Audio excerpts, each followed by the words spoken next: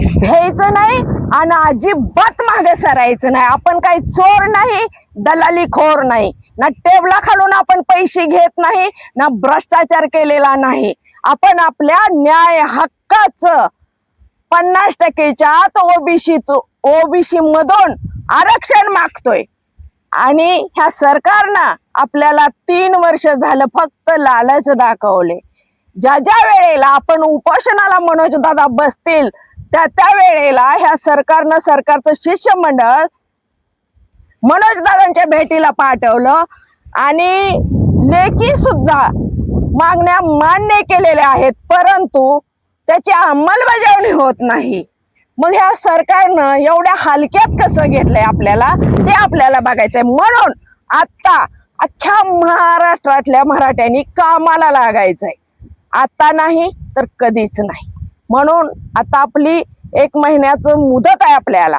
जर तर सरकारनं 28 ऑगस्ट पर्यंत जर आपल्या ह्या मागण्याची अंमलबजावणी नाही केली तर आपण 29 ऑगस्टला आंतरवाली सराटी येथे आंदोलन उभं करणारच आहोत.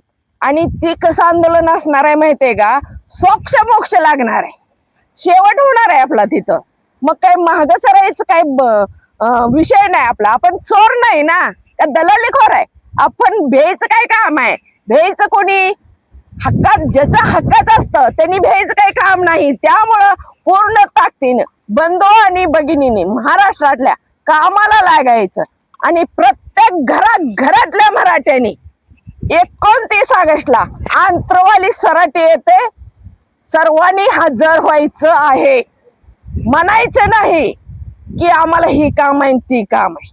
अजिबात चालणार नाही. आपल्या लेकरांच्या न्याय हक्कासाठी ही लढा आहे. आणि कोणी कितीही कोणच्या कुत्र्यांनी म्हणू द्या की मनोज जरांगे पाटलांनी कुठवर मराठी समाजाची फसवणूक करायची, तर दादानो, भावानो आणि ताईंनो, मनोज जरांगे पाटलांनी मराठी समाजाची फसवणूक केलेली नाही.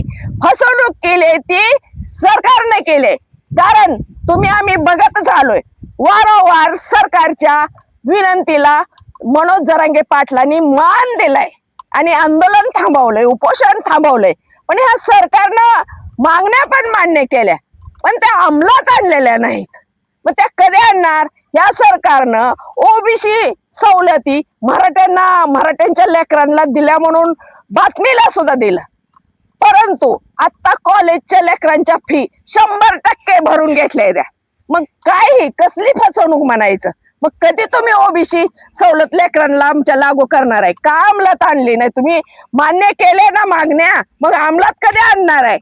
म्हणून हे आपलं उपोषण होणार आहे, आंदोलन मोठं होणार आहे. ह्या मराठा आरक्षणाचा सोक्ष मोक्ष लागणार आहे.